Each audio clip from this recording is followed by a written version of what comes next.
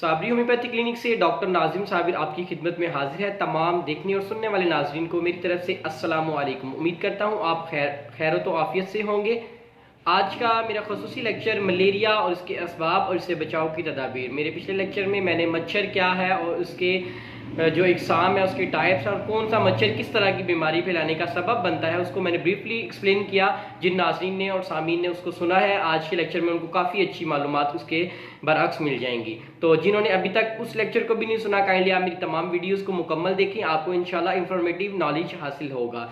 तो चलिए नाज़रीन, आज के लेक्चर का आगाज़ करते हैं। मलेरिया क्या है, इसके असबाब क्या है और ये किस मच्छर के जरिए फैलता है और इससे बचाव के तदाबीर कौन सी हैं, इसमें जो पेचीदगियाँ आती हैं वो कौन सी हैं। तो चलिए नाज़रीन आगाज़ करते हैं। इससे कबल गुजारिश करना चाहूँगा कि इस वीडियो को मुकम्मल समाअत करें ताकि आपके नॉलेज में भी इजाफा हो सके। जी तो नाज़रीन, मलेरिया एक मुतअद्दी बीमारी है। जैसे कि पहले ही बता चुका हूँ कि मलेरिया एक मुतअद्दी बीमारियों में भी डिस्कस कर चुके हैं कि मलेरिया एक मुतअद्दी बीमारी है और ये एनाफिलीज मच्छर के ज़रिए फैलती है। एक मादा मच्छर के ज़रिए इसने फैलना होता है और ये खून के प्लाज्मोडियम की मौजूदगी में सरायत करती है। ठीक है, ये मलेरिया पैरासाइट सैराबज़दा मादा मच्छर के काटने से इंसान के खून में मुंतकिल होते हैं और वहाँ से इंसान बीमार होता है। ठीक है, अब ये इसका जो वर्किंग है वो ये है कि जब ये इंसान के जिस्म पर बैठता है मादा मच्छर, तो फिर ये क्या करता है, उसको बाइट करता है तो उसके खून के सुरख जो जरसूमे हैं उनके ज़रिए इसकी बॉडी में दाखिल होता है और इंसान को बीमार करता है। अब इसमें होता क्या है कि जब ये मच्छर काटता है तो फिर पेशेंट की सिम्टम्स क्या आती हैं। फिर ऐसा होता है कि जिसकी वजह से इसको बुखार हो जाता है और बार बार बुखार आता है। मलेरिया का बुखार जो है वो दौरों की तरह आता है, कभी खत्म हो जाता है फिर दोबारा बार बार उसका बुखार आना शुरू हो जाता है। मरीज का जो रंग है वो जर्द हो जाता है, तिल्ली और जिगर उसका जो है वो बढ़ना शुरू हो जाता है, क्योंकि मादा मच्छर के लुआबे दहन में ये जरासीम यानी प्लाज्मोडियम मौजूद होता है। ठीक है, प्लाज्मोडियम जो जरासीम है वो मादा मच्छर के लुआबे दहन में मौजूद होता है और वो जब किसी भी इंसान के या किसी भी जानवर के जिस्म पर बाइट करता है तो उसको मलेरिया हो जाता है।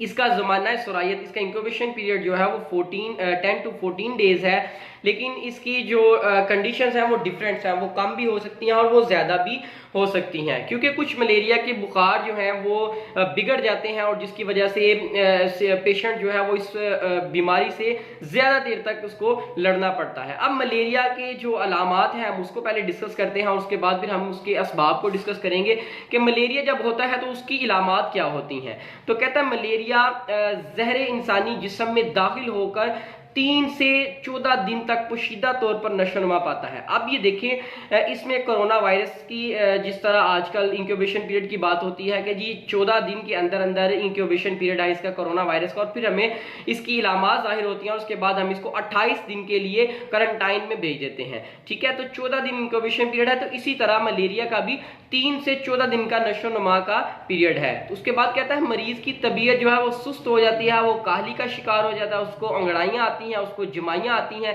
नींद का गलबा उस पर रहता है, मरीज काफी ज्यादा सुस्त रहता है। ये उसकी दूसरी सिम्टम है। अब तीसरी सिम्टम देखें, कमर में हल्का हल्का दर्द है, सर चकराता है, उसकी पिंडलियों में दर्द होता है। पिंडली क्या होती है, घुटने से नीचे उसके जो पट्टे हैं उसको हम कहते हैं पिंडली, पिंडली में दर्द रहता है। अब भूख की कमी होती है जिससे जी मतलाता है, मुख्तलिफ औकात में खुलकर कह भी आ जाती है, आपको जो है वो भूख खत्म हो जाती है, लेकिन डिफरेंट टाइम्स में आपको जो दिल घबराता है, आपका दिल करता है कुछ खाने को, लेकिन कभी कभार आपको इसमें कह भी आ जाती है, आपकी उल्टी भी निकल आती है, इसकी वजह से वॉमिट स्टार्ट हो जाते हैं आपको। अब उसके बाद जो सिम्टम है, कहता है इस किस्म के बुखार में पहले सर्दी लगती है फिर गर्मी लगती है। ठीक है, पहले पेशेंट को सर्दी लगती है, कपकपाहट वाली सर्दी, और उसके बाद अगर पेशेंट कोई लिहाफ वगैरह या किसी गर्म कमरे में बैठे तो उसके बाद उसको गर्मी लगती है और आखिर में पसीना आकर बुखार उतर जाता है।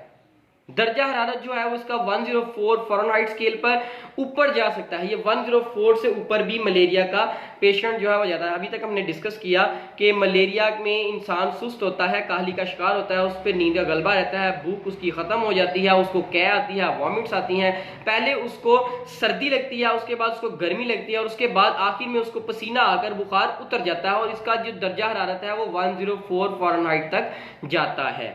तो नाजरीन, इस पेशेंट को बार बार लर्जा के बाइस अंदरूनी अज़ा में खून जमा होता है और बाज़ औक़ात गुर्दे भी मुतासिर होते हैं। इससे पेशेंट के गुर्दे भी मुतासिर हो सकते हैं, क्योंकि जब गुर्दे से जो यूरिन है वो फिल्टर होकर नहीं निकलेगा और ब्लड की सर्कुलेशन भी नहीं चलेगी, तो ये पेशेंट लाजमन आपका जो है वो किडनी फेलियर्स का प्रॉब्लम भी हो सकता है।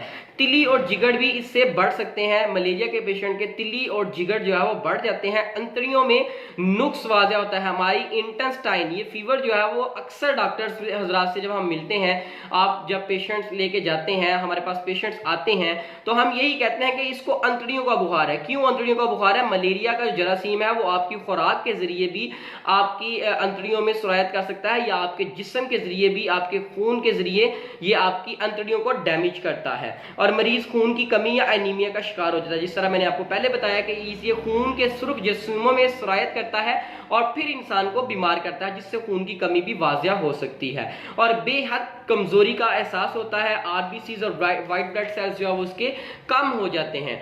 खून का खूरदबीनी मुआयना करके मलेरिया के पैरासाइट्स का पता लगाया जा सकता है। अब आप इसको माइक्रोस्कोपिक कंडीशंस में देखेंगे तो आपको पैरासाइट्स जो जरासीम है वो इसके खून में भागते हुए नजर आएंगे और ये इसका तशखीसी टेस्ट होता है। इसके तशखीसी टेस्ट को हम जो है वो देखते हैं तो फिर इसके खून में हमें मलेरिया के पैरासाइट्स जो है वो मौजूद पाए देते हैं। इंसान की आम सलाहियतें जो है वो कम हो जाती हैं, लिहाजा इस बीमारी के असर से समाजी, मुआशी और ज़रई इस्तेदाद कार मुतासिर हो सकती है।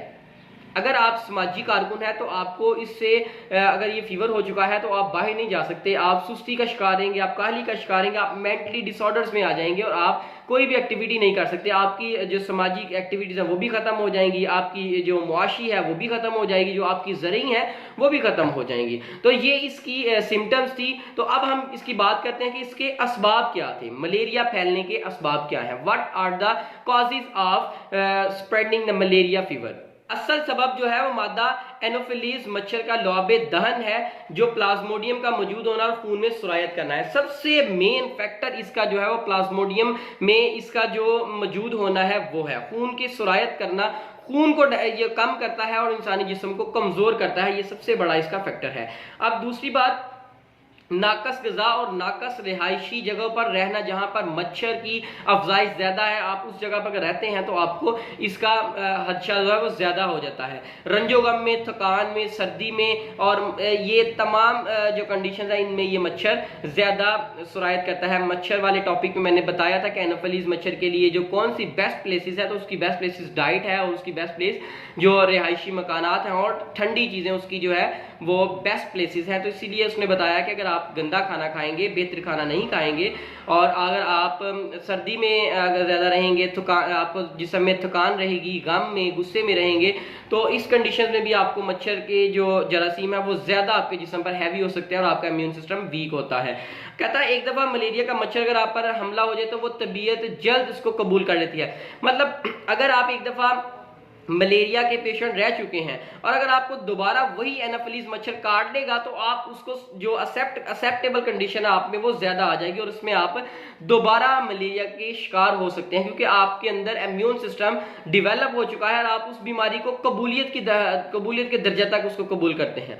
अब कहता है इस बुखार से मर्द, औरत, बच्चा, जवान, बूढ़ा सभी मुतासर होते हैं। अब इसमें किसी एक जो एज फैक्टर है उसको हम नहीं लेते कि ये वाला जो पर्सन है ये बच सकता है इस मलेरिया से। इसमें बच्चे भी आ सकते हैं, इसमें बूढ़े भी आते हैं, इसमें जवान भी आते हैं, इसमें मर्द भी आते हैं, इसमें औरत भी आती है। ठीक है, इसमें हर जिन्स का जो है वो बंदा जो फर्द है वो इस मच्छर से शिकार हो सकता है। तो चलिए नाजरीन, अब हम पढ़ते हैं इसकी पेचीदगियां क्या है, कॉम्प्लिकेशंस क्या है। जब हमें मलेरिया बुखार हो जाता है तो कौन सी पेचीदगियां आती हैं हमारे जिस्म के अंदर, कौन सी जो है वो चेंजिंग्स आती हैं और किससे इंसान ज्यादा तौर पर मुतासिर होता है। सबसे पहले कहता है कि दिमागी झिल्लियों की सोजिश, आपके जो ब्रेन की झिल्लियां हैं उसमें सोजिश आ जाती है। ठीक है, आपके ब्रेन की झिल्लियों में सोजिश आ जाती है। दूसरी, बेहोशी का गलबा है, आप बार बार दौरे हो जाते आपको पड़ते हैं। बुखार होता है, देखते हैं हम पेशेंट को, एक पेशेंट है उसका 104 के ऊपर टेम्परेचर है, वो सुस्त है, वो काहली का शिकार है, वो उठ नहीं सकता, वो डाइट नहीं ले सकता, वो बेहोशी की हालत में जाता है। तो घर वाले क्या कहते हैं कि ये हमारे पेशेंट्स को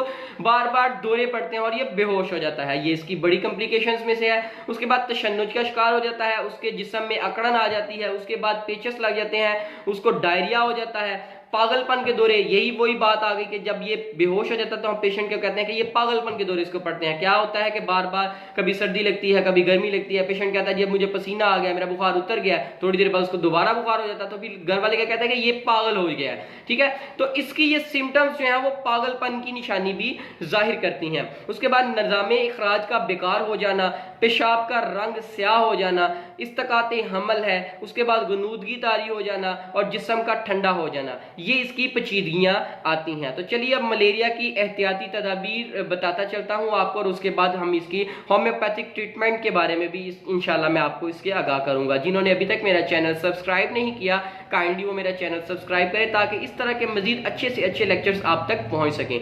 तो नाजरीन, एहतियाती तदाबीर क्या है? मच्छरों से बचाव के लिए तमाम जराए बरोए कार लाने चाहिए। आपको इसके तमाम जराए जो है वो बरोए कार लाने चाहिए। जिस तरह मैंने आपको मच्छर की एहतियाती तदाबीर पे भी बताया कि हमें मच्छरदानी का इस्तेमाल करना चाहिए, हमें मॉस्किटो लोशंस का इस्तेमाल करना चाहिए, हमें स्प्रेज का इस्तेमाल करना चाहिए, पावर प्लस ऑयल्स का इस्तेमाल करना चाहिए। हमें ऐसी कंडीशन में रहना चाहिए कि हमें मच्छर से बचा जा सके, हम उस कंडीशन में हमारा रूम जो है वो बेहतरीन हालत में हो ताकि हम उसमें अच्छी नींद पूरी कर सकें और मच्छर से बच सकें। तालाबों और जोड़ों से गंदे पानी को निकालकर ताज़ा पानी डाल देना चाहिए। अब कुछ स्विमिंग पूल्स है, वहां पर गंदा पानी रहता है और वहां पर मच्छर ये जो है वो सरायत करते हैं। मलेरिया के मौसम में साकन पानी में मट्टी का तेल या डीडीटी का सोल्यूशन छिड़क देना चाहिए। कहता है कि ये जो पानी रुक जाता है, फॉर एग्जांपल अगर हम ट्यूबवेल्स में चले जाते हैं तो वहां पे पानी रुका होता है। अगर हम स्विमिंग पूल्स पे देखें तो आजकल के सीजन में जैसे गर्मी है तो हर जगह पे होता ऐसा है कि कुछ देहात के लोग, आजकल ज्यादा कटाई का मौसम है और फिर उसके बाद नई फसल लगाने का मौसम है, तो आप नहाते हैं ट्यूबवेल्स में नहाते हैं। ट्यूबवेल्स में जब पानी खड़ा होता है तो उसके ऊपर मच्छर बैठा होता है, वो मच्छर आपका मलेरिया फैलने का सबब होता है। कुछ लोग ऐसे ही उस मच्छर वाले पानी में जो है वो छलांग लगा देते हैं और फिर उससे वो मच्छर भी उनको शायद काट दे और उससे वो बीमारी हो जाती है, फिर उसी पानी में नहाते हैं और उसी पानी से उनको बुखार हो जाता है।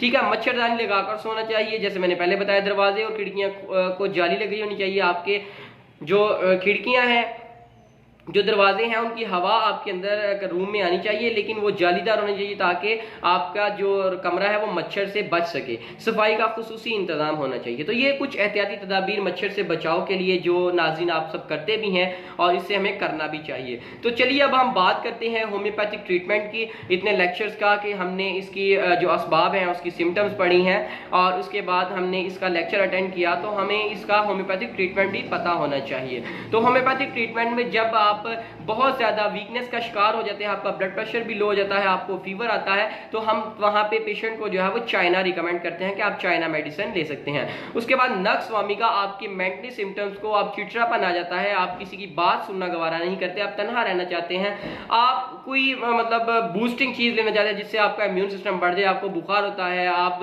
मेंटली तौर पर डिस्टर्ब है, तो नक्स वामिका। आर्सेनिकम, आपको रात के वक्त सर्दी का बुखार आता है तो आप आर्सेनिकम एल्बम ले सकते हैं। ठीक है, इस तरह चाइना सल्फ है, नेट्रम सल्फ है, यूपिटोरियम पर्फ है, अगर आपका फीवर काफी हाई टेम्परेचर पे है तो यूपिटोरियम पर्फ ले सकते हैं। जलसीमियम ले सकते हैं, अगर आपके जिस्म में तशन्नुज है, अकड़न है और साथ फीवर है तो आप उसमें जलसीमियम भी ले सकते हैं। इपिकॉक, अगर आपको वॉमिट्स आ रही हैं साथ तो आप इपिकॉक भी ले सकते हैं। सल्फर, अगर आपका जिस्म गंदा है, आपका नहाने को दिल नहीं कर रहा लेकिन आपका फीवर बहुत ज्यादा है, आपका दिल जो है वो उकता चुका है, आप शिकार हैं सुस्ती और काहली का, गुनूदगी का शिकार हैं, खारिश है, हल्के हल्की जिस्म पर आपको जो है वो इरिटेशन हो रही है तो आप सल्फर ले सकते हैं। कैप्सिकम, आपको कैप्सिकम भी ले सकते हैं। रोस्टाक्स, अगर आप मतलब आपके जिस्म में बहुत ज़्यादा चुभन है, आपको जो है वो दर्द है, जिस्म थकावट का शिकार है और आपका फीवर भी बहुत तेज़ है, जिस्म तपतपाहट का शिकार है तो आप रोस्टाक्स ले सकते हैं। इस तरह अगर आपको प्यास की शिद्दत है और अगर आपको पेचस भी लगे हुए हैं और बुखार है और उसमें आप ब्रायोनिया इस्तेमाल कर सकते हैं। तो नाज़रीन, ये कुछ होम्योपैथिक ट्रीटमेंट्स थे जिनको आप अपने घर में भी यूज़ कर सकते हैं। अगर आपको किसी डॉक्टर के पास जाने का टाइम नहीं है या किसी मजबूरी के तहत आप डॉक्टर के पास नहीं जा सकते तो आप इन अद्वियात का इस्तेमाल कर कर आप अपने घर में ही इसका ट्रीटमेंट कर सकते हैं। लेकिन हम रिकमेंड यही करेंगे आप अपने करीबी डॉक्टर के पास जाकर इस बीमारी का इलाज करवाएं, क्योंकि मलेरिया एक काफ़ी सीरियस डिजीज़ है। उसका इंक्यूबेशन पीरियड 3 to 14 डेज है और पेशेंट जो है इससे काफ़ी ज़्यादा पेचीदगियों का शिकार हो जाता है। तो नाज़रीन, आज के लेक्चर से उम्मीद करता हूँ आपको काफ़ी अच्छी मालूमात और काफ़ी अच्छी इन्फॉर्मेशन मिली होंगी। जिन दोस्तों ने मेरा चैनल अभी तक सब्सक्राइब नहीं किया, काइंडली इस लिंक को देखें और इससे मेरे चैनल को सब्सक्राइब करें और बेल आइकन का बटन प्रेस करें। इसको ज़्यादा से ज़्यादा दोस्तों में शेयर किया करें, क्योंकि अगर आप किसी नॉलेज को कार खैर के ज़रिए शेयर करते हैं तो अल्लाह ताला की ज़ात आपको इसके बदले भी अजर अजीम अता करती है, क्योंकि जो अच्छी बात आप सुनते हैं वो दूसरों तक भी पहुँचाया करें। तो मलेरिया के इस लेक्चर को आप दूसरे दोस्तों तक भी फैलाएँ ताकि आप मज़ीद आने वाले लेक्चर से भी इस्तेफादा हासिल कर सकें। फिल वक़्त डॉक्टर नासिम साबरी होम्योपैथिक क्लिनिक से आपसे इजाज़त चाहते हैं। इजाज़त दीजिएगा, मिलते हैं आपसे अगले लेक्चर में इंशाअल्लाह। अल्लाह हाफिज़।